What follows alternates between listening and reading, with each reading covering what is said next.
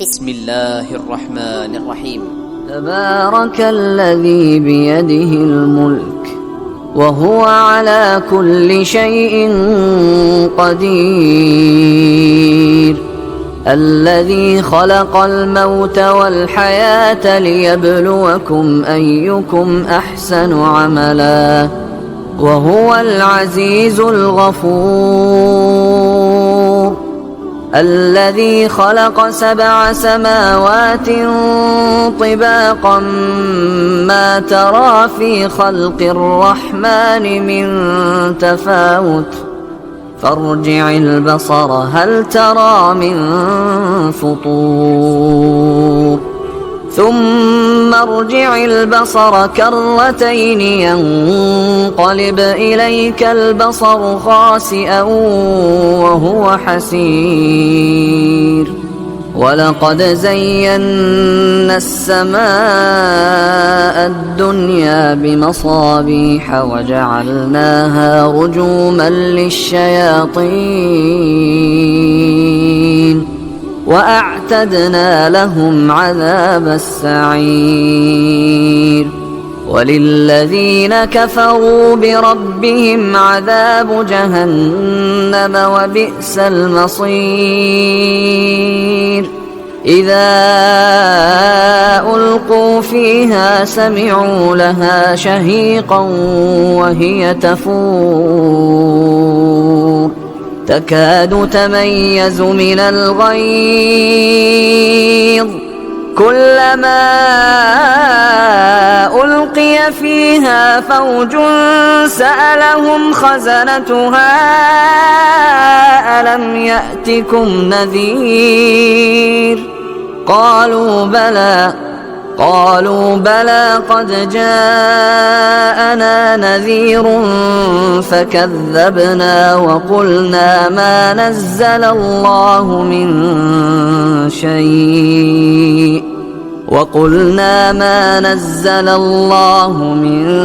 شيء إن أنتم إلا في ضلال كبير،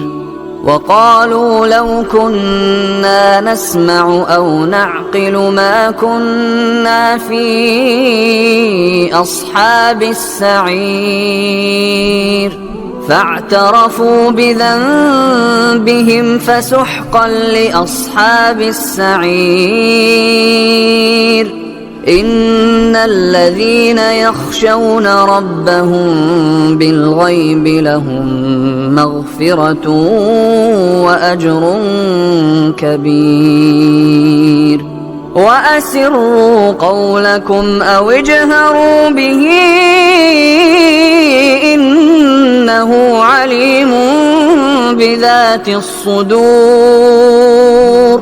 ألا يعلم من خلق وهو اللطيف الخبير، هو الذي جعل لكم الأرض ذلولا فامشوا في مناكبها وكلوا من رزقه وإليه النشور، أأمنتم من في السماء أن يخسف بكم الأرض فإذا هي تمور، أم أمنتم من في السماء أن يرسل عليكم حاصبا فستعلمون كيف نذير، ولقد كذب الذين من قبلهم فكيف كان نكير، أولم يروا إلى الطير فوقهم صافات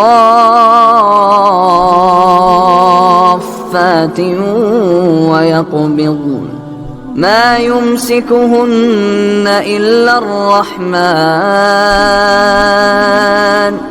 إنه بكل شيء بصير، أمن هذا الذي هو جند لكم ينصركم من دون الرحمن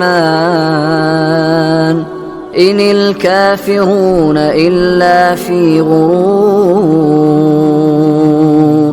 أمن هذا الذي يرزقكم إن أمسك رزقه بل لجوا في عتو ونفور أفمن يمشي مكبا على وجهه أهدى أمن يمشي سويا على صراط مستقيم قل هو الذي أنشأكم وجعل لكم السمع والأبصار والأفئدة قليلا ما تشكرون قل هو الذي ذرأكم في الأرض وإليه تحشرون ويقولون متى هذا الوعد إن كنتم صادقين قل إنما العلم عند الله وإنما أنا نذير مبين